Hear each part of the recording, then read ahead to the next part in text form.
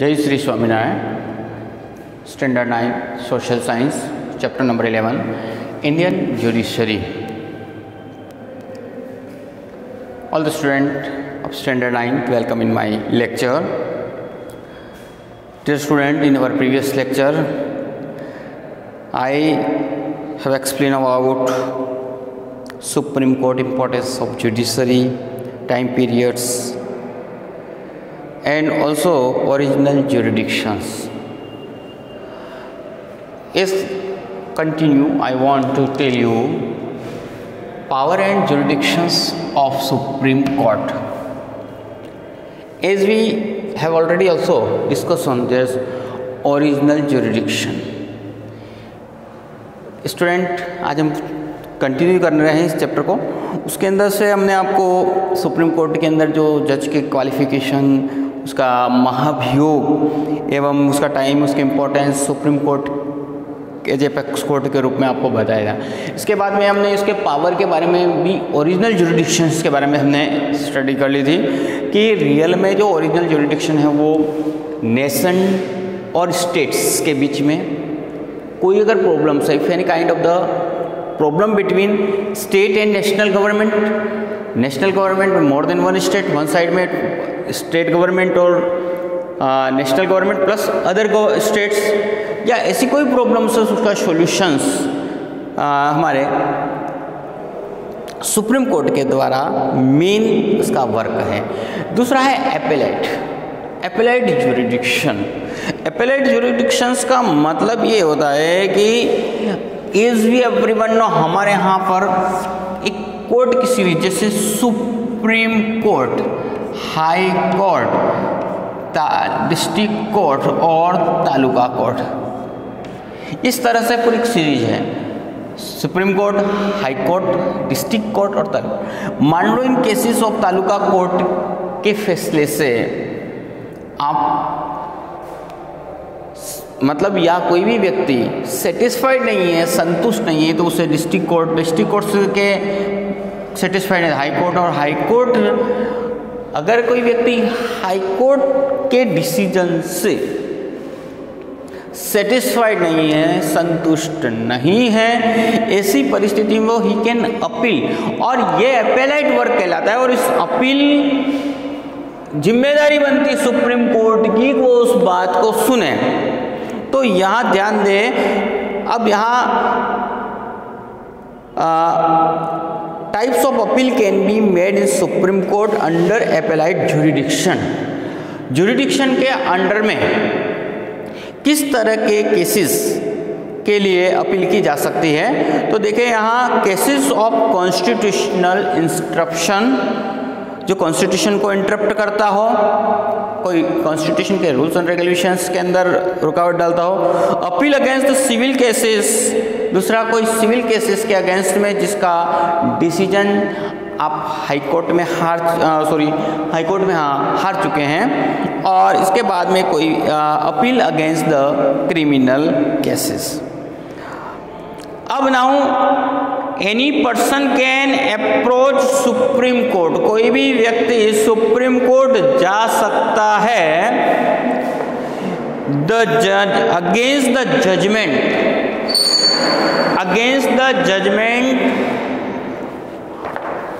High court के judgement के खिलाफ जा सकता है। ऑर्डर और by writ given by high court और any case only if the certificate is issued by high court. यदि हाई कोर्ट से सर्टिफिकेट इश्यूड करता है and falsely interpreted or contains any important question of law, और जिसके अंतर्गत किसी important question law का प्रॉब्लम्स आती हो, तो petitioner can be appeal in supreme court. तो ऐसी परिस्थिति में पिटिशनर है ना, जो सेटिस्फाइड नहीं है, वो सुप्रीम कोर्ट में अपील कर सकता है। Court for its the same if any such certificate is not given by high court, यदि हाई कोर्ट के द्वारा सर्टिफिकेट नहीं दिया हो, तो if the petitioner approach supreme court then such circumstances वो उस परिस्थिति में पहुंच सकता है जब supreme court find any constitutional right is violated, then it can expect the petitioners appeal. अब दूसरा प्रश्न आता है कि मान लो हाईकोर्ट उसके लिए सर्टिफाइड न करे, तब भी एक पिटिशनर जो है वो कैन रीच पहुंच सकता है यदि सुप्रीम कोर्ट यदि ये समझे, supreme court find any constitutional right, किसे एक संवैधानिक अधिकार दिया हुआ है और उस अधिकार वायलेट हो रहा है, उसका जो अधिकार है वो वायलेट हो रहा है, टूट रहा है, it can be expect the petitions की अपील वो कर सकता है। But if any circumstances only petitioner who is the party in the working of high court can approach the supreme court only under the reason that's falls judgement it issued by high court. ये उसी परिस्थिति में जा रहा है जब high court ने किसी फॉल्स जजमेंट को इशू किया हो या एनी अदर कोर्ट ने।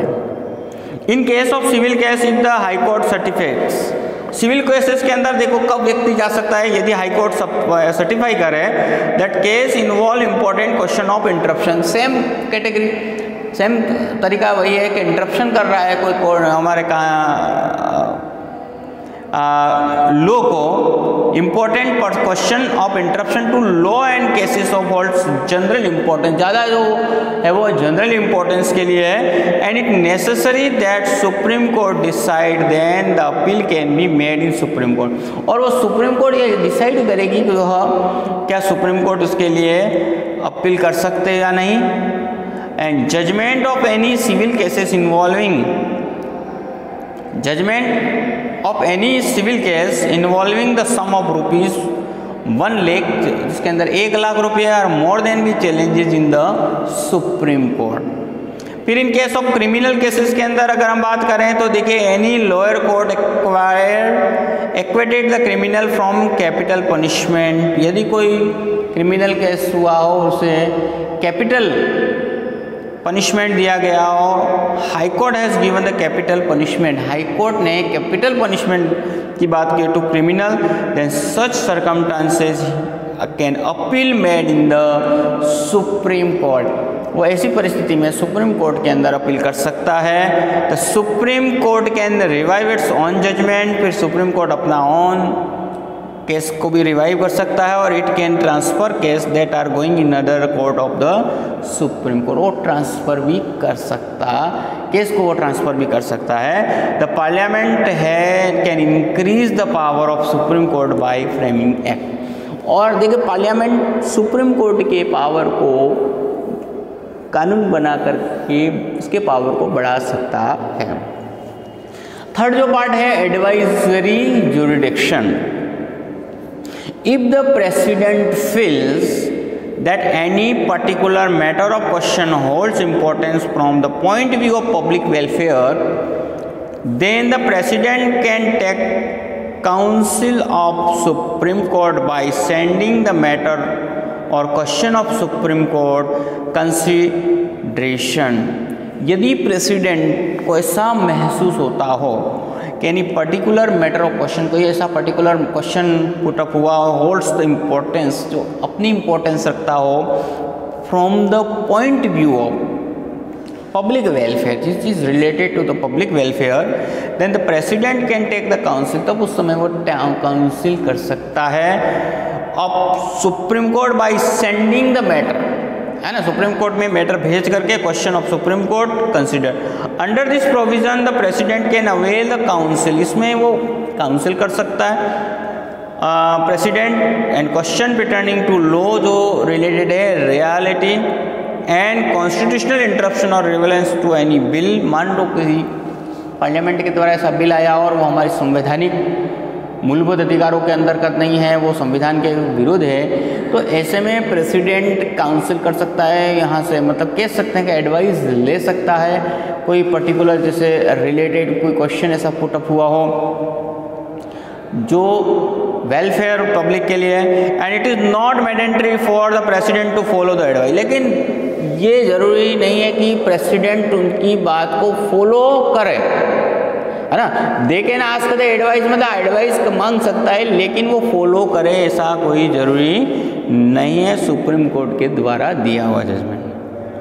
अंतिम है, लास्ट है, वो अदर प्रोविजन है। Supreme court has the power to revive own judgment. एक तो सबसे बड़ा जजमेंट क्या है, मान लो सुप्रीम कोर्ट ने कोई जजमेंट दे दिया है तो इट कैन रिवाइव, उससे वो रिवाइव कर सकता है, अपने जजमेंट को रिवाइव कर सकता है। देखिए, क्योंकि हमने आपको बताया कि supreme court is the apex court, highest court है। अब मान लो आपको बता दिया तालुका कोर्ट में आप जजमेंट के, तालुका कोर्ट के जजमेंट से सेटिस्फाइड नहीं तो अपने डिस्ट्रिक्ट कोर्ट में गए। इनकेस डिस्ट्रिक्ट कोर्ट के जजमेंट से आप सेटिस्फाइड नहीं हो तो आप हाई कोर्ट गए, हाई कोर्ट के जजमेंट को सेटिस्फाइड नहीं हो तो सुप्रीम कोर्ट, और in case you are not satisfied the judgment of the Supreme Court तो फिर आप रिवाइव कर सकते हैं अपना केस। इसका मतलब यहाँ सुप्रीम कोर्ट को अपने ही केस को रिवाइव करने का अधिकार है। The supreme court can punish the contempt of court. Supreme court has power to nullify and steps to law taken by executive and its violates the constitution. देखो, यहाँ supreme court को पूरा अपना अधिकार है, अपने पावर का यूज़ कर सकते हैं। मान लो संवैधानिक कोई गलत तरीके से पास किया गया हो जो कॉन्स्टिट्यूशन को वायलेट्स करता हो, this right has been given to the president in the constitution under providing right to constitutional remedies. ठीक है ना, ये जो हमारे यहाँ 6 राइट्स के अंदर जो कॉन्स्टिट्यूशनल रेमेडीज के अंदर ये एक अधिकार दे रखा है। तो इस तरीके से हमने सुप्रीम कोर्ट की बात की, उसके जो पावर थे वो बताए। अब ये जो court of records, court of records कहा जाता है कोर्ट, क्योंकि जितने भी जजमेंट जो भी अपने केसेस किए हैं सुप्रीम कोर्ट क्या करती है, उसका पूरा ब्यौरा रखती है। The Supreme Court has power to the courts of record holds the evidential value। देखो, जो भी इवेंट्स हुए, जो भी डिसीजन हुए, उस डिसीजंस के बेसिस पर उस जो भी उसका रिकॉर्ड्स रखा जाता है present. No objection can be taken against it, उसके बाद कोई ऑब्जेक्शन नहीं किया जा सकता है। The judgment and decision of supreme court are considered permanent document to all bound to expect it. और जो भी सुप्रीम कोर्ट ने जो भी विधान दिया है, मतलब वो हर किसी के लिए बाउंडेड है, वो बांध से उसे स्वीकारना होता है। They used to the reference by subordinate courts and while giving the judgment and decision, any court showing the contempt to disapprove can be punished। यदि कोई भी, चाहे कोर्ट हो चाहे अन्य कोई व्यक्ति हो, यदि वो इसकी अवमानना करता है कोर्ट की तो उसे पनिशमेंट देने का पूर्णतः अधिकार है, तो कंटेम्प्ट नहीं कर सकता है कौन। अब आता है हमारा इसके बाद का जो कोर्ट है, लोअर कोर्ट, जिसको कह सकते हैं high court.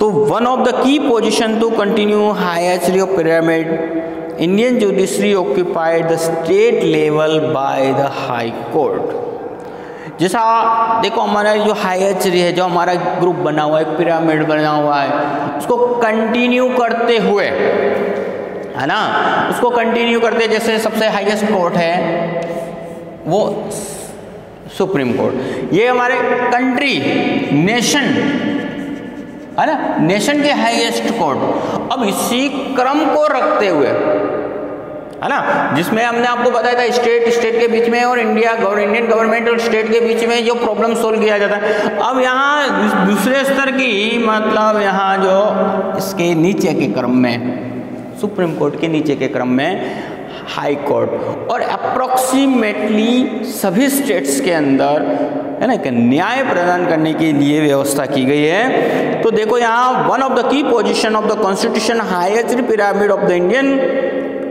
Judiciary is occupied at the state level. State level पे ऑक्यूपाइड किया है वो हाई कोर्ट है। तो आप ध्यान रखना, ये high court is the apex court on the state level. देखो, रियल में एपेक्स कोर्ट कौन सी है? एपेक्स कोर्ट सुप्रीम कोर्ट है नेशन की, लेकिन स्टेट लेवल के ऊपर यहाँ हम लोग बात करें, this is the apex court on the state level. High court is the apex court on state level. State level के ऊपर ये एपेक्स कोर्ट के रूप में वर्क करती है। Indian judiciary occupied at the state level by High Court. High Court is apex court of the state level. The Constitution provide one High Court in every state. Constitution ने provide किया कि हर state में एक High Court हो. The President and the power from High Court are 2 or more states. President has power, लेकिन president के power से एक ही हाई कोर्ट 2 से अधिक स्टेट के बारे में भी पावर रख सकती है. In India there are a common high court. देखोगे हाँ कुछ ऐसे स्टेट में, हर स्टेट में है कोर्ट, ऐसा नहीं है. पंजाब और हरियाणा की जो हाई कोर्ट है वो चंडीगढ़ में, दोनों स्टेट के बीच में है. सिमिलरली इसके अतिरिक्त देखिए high court of Assam. High court of Assam जो falls state of Manipur, Meghalaya, Nagaland, Tripura, Mizoram and Arunachal Pradesh, इन स्टेट्स के बीच में एक ही है. इसके अतिरिक्त तेलंगाना और आंध्र के बीच में भी एक ही है. अब देखिए आप फॉर्मेशन, जिस तरीके से आपको सुप्रीम कोर्ट का फॉर्मेशन बताया था. High court, the chief justice of the high court is appointed by the president. अब हाई कोर्ट के अंदर भी यहां ध्यान रखना, इसका चीफ जस्टिस होता है. अब फिगर की बात है क्योंकि अलग अलग स्टेट्स में अलग अलग नंबर होते हैं.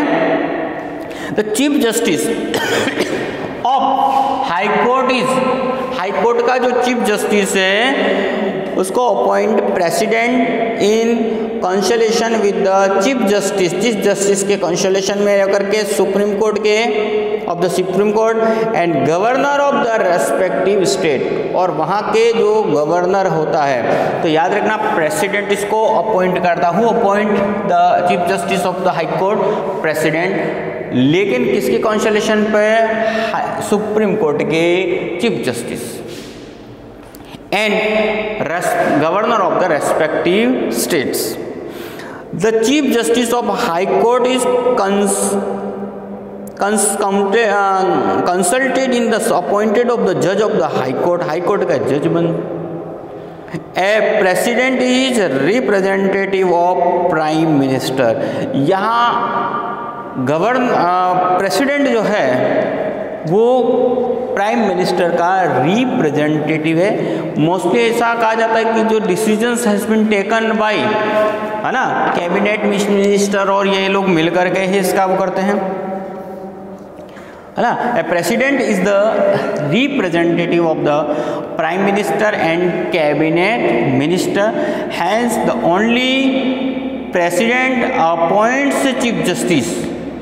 केवल चीफ जस्टिस का वो अपॉइंट करता है ओनली आफ्टर डिस्कशन करने के बाद में consultation with the prime minister and cabinet minister. Cabinet minister और प्राइम मिनिस्टर से कंसल्ट करके ही कर सकता है. मतलब रियल पावर जो है वो प्राइम मिनिस्टर और काउंसिल ऑफ मिनिस्टर के पास है. अब जिस तरीके से आपने सुप्रीम कोर्ट के अंदर एज लिमिट थी 65 ईयर, लेकिन यहाँ स्टेट हाई कोर्ट की जो है वो 62 years. The age limit of high court is 62 years. They can tender resignation address to the president. वो रेजिग्नेशन जो है वो प्रेसिडेंट को देते हैं. The president can remove any of जज of the high court. High court के किसी जज को वो हटा सकता है through the process of impeachment carried out the parliament.